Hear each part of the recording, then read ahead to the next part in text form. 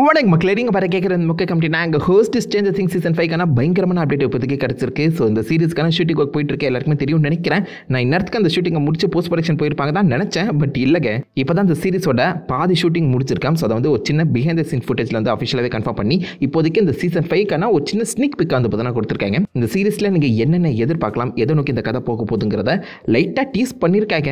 So அந்த behind the scene ஃபுட்டேஜில் என்னென்ன விஷயங்களை காமிச்சிருக்காங்க, இந்த சீசன் 5 சம்மந்தப்பட்ட சில இன்ட்ரெஸ்டிங் தேரிஸுமே இருக்குது. மொத்தமாக பிரேக் டவுன் பண்ணிவிடுவோம். பிஹைண்ட் த சீன்ஸ் ஓப்பனிங்கே கேசில் பயஸ்லேருந்து ஆரம்பிக்குது. ஸோ அப்சைட் டவுன் உலகத்தில் இந்த பக்கம் நம்ம வில் காணாமல் போகும்போது அவருக்கான ஒரு சின்ன கேசில் உருவாக்கியிருப்பார்ல. ஸோ அதை தான் இங்கே இதில் வந்து காமிச்சிருக்காங்க. ஏன் அப்போ உருவாக்கின சீசன் 1 காமிச்ச அந்த வில் பயஸோட அந்த கேசில் இங்கே காமிக்கிறாங்கன்னு சொல்லி டவுட் இருக்க தான் செஞ்சுது. அதுக்கப்புறம் தான் இந்த சீசன் 5 இருக்க ஒரு முக்கியமான எபிசோட் 2 டைட்டில் வந்து பார்த்தீங்கன்னா லீக் ஆச்சு.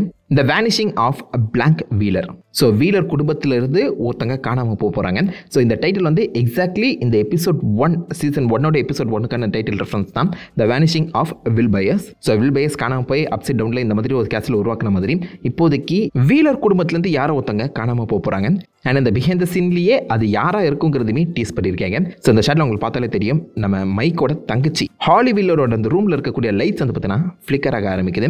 ஸோ வெக்னா உங்களை நோக்கி வரான்னு தெரிஞ்சவொடனே என்ன நடக்கும், முதல்ல லைட்லாம் ஃப்ளிக்கர் ஆகும். ஸோ அதுதான் இந்த இடத்துல நடந்திருக்கு. ஸோ டெக்னிக்கலாக எனக்கு தெரிஞ்சு எபிசோட் 2ல் நம்ம மைக்கோட தங்கச்சி ஹாலி வீலர் காணாமல் போகிறதுக்கான வாய்ப்புகள் அதிகம். அவள் கொஞ்சம் வளர்ந்துருக்கான், ரீகாஸ்ட் பண்ணியிருக்காங்க.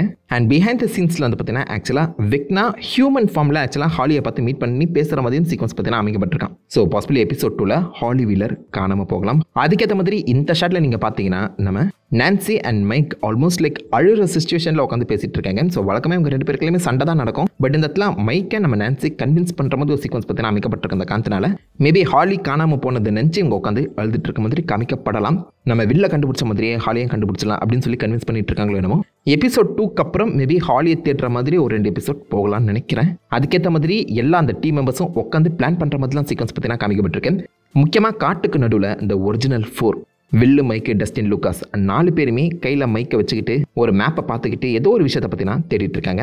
ஸோ இந்த கார்டு உங்களுக்கு பார்க்கும்போது நார்மலாக தெரியலாம். பட் இந்த கார்டையே 2-3 இடங்களாக மாடிஃபை பண்ணி காமிச்சிருக்காங்க.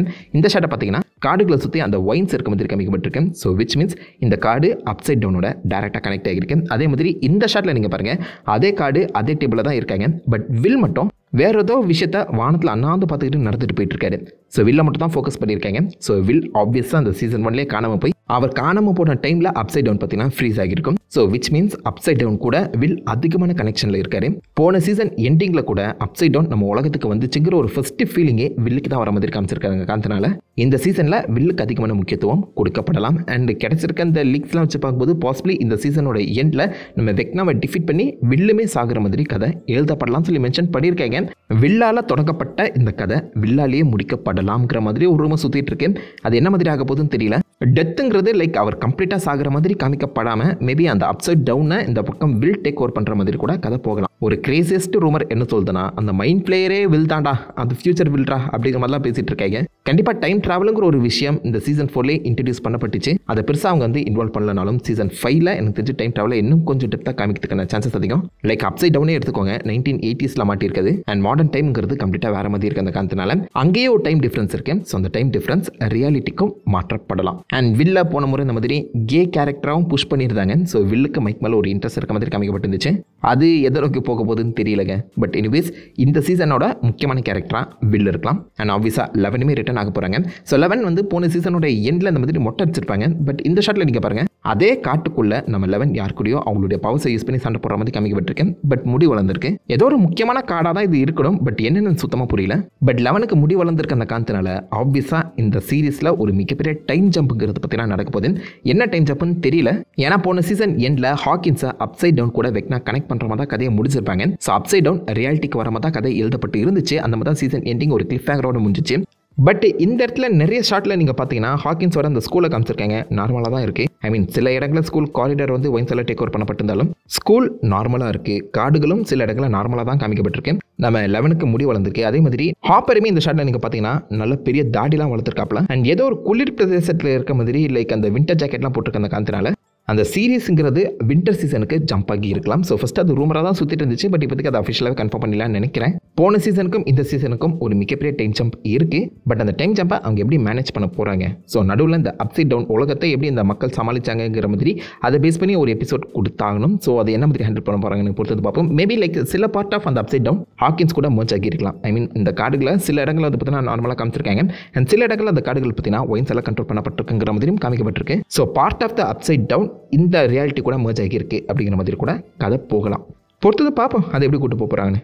1 அதாவது வெக்னா ஆப்வியஸ் அந்த சீரீஸில் ரிட்டர்ன் ஆக போகிறாரு. போன சீசன் எண்டில் தான் அவர் செத்துட்டாரேடா அப்படின்னு நீங்கள் யோசிக்கிறதுன்னு புரியுது. நானும் அப்படி தான் நினச்சேன். பட் ஆப்வியஸாக அவர் சாவறதுக்கு முன்னாடி அவருடைய மெமரிஸை வேறு யாருக்கு கூடியாது ஷேர் பண்ணியிருக்கலாம். ஏன்னா நம்ம வெக்னா அந்த வெண்கிட்ட பேசும்போது ஒரு முக்கியமான விஷயத்த சொல்லியிருப்பாரு. ஸோ இங்கே இருக்கவங்க எல்லாருமே நான் கொல்லலை, அவங்க என் மனதுக்குள்ளே வாழ்ந்துட்டு தான் இருக்காங்க. ஸோ நான் கொன்னவங்க, நான் கண்ட்ரோல் பண்ணவங்க எல்லாருமே என் மைண்டுக்குள்ளே இருக்காங்க அப்படிங்கிற மாதிரி ஒரு வார்த்தையை சொல்லியிருப்பாரு. அந்த வகையில் நம்ம வெக்னா கண்ட்ரோல் பண்ண ஒரு முக்கியமான கேரக்டர் மேக்ஸ். சீசன் 4 முழுக்கவே மேக்ஸ் சாவாலா மாட்டாளாங்கிற மாதிரி தான் கதை போயிட்டுருக்கோம். 2-3 முறை இந்த மாதிரி வெக்னா கிட்ட தப்பிச்சிருந்தாலும் ஃபைனலாக மேக்ஸோட அந்த மைண்டை வெக்னா கண்ட்ரோல் எடுத்து 4 கில்ஸ் அவர் நினச்ச மாதிரியே 4 கொலைகளை பண்ணி 4 போர்ட்டல்ஸ் ஓப்பன் பண்ணி ஹாக்கின்ஸை கண்ட்ரோல் பண்ணியிருப்பாரு. பட் உண்மையிலேயே மேக்ஸ் சாகலை. ஸோ வெக்னா எப்படி மற்ற விக்டிம்ஸை போட்டு தனாரோ அதே மாதிரி மேக்ஸை கொல்லவே இல்லை.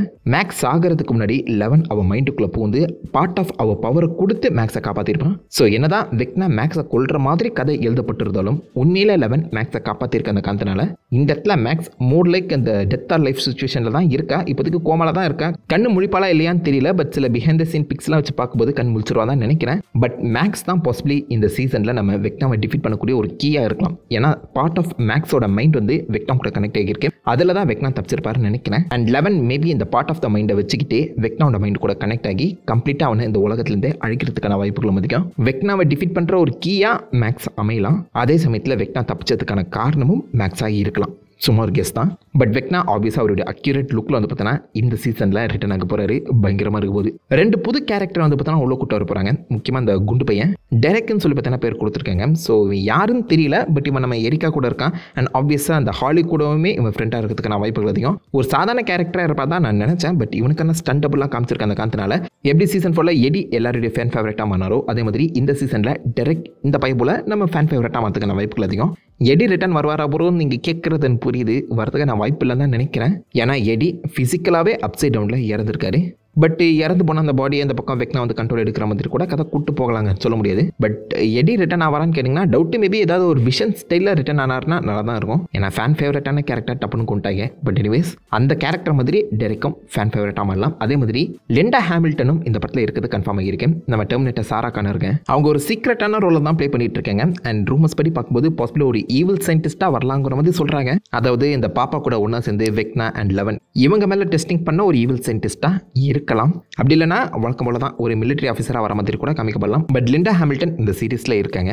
வெக்னாவோட சப்போர்ட்டிவ் கேரக்டர் மாதிரி கூட காமிக்கப்படலாம், சொல்ல முடியாது. அண்ட் செம்ம ஆக்ஷன் பேக்டாகவும் இந்த சீரிஸ் இருக்க போதுன்னு சொல்லி மென்ஷன் பண்ணியிருக்காங்க. காரணத்தினால சீசன் 5 நீங்கள் வழக்கத்தை விட ஏகப்பட்ட ஆக்ஷனை பார்க்க தான் போகிறீங்க. அண்ட் இது ஒரு அழகான கன்க்ளூஷனையும் கொடுக்குற மாதிரி மென்ஷன் பண்ணியிருக்காங்க. எத்தனை பேர் சாக போகிறாங்கன்னு தெரியல.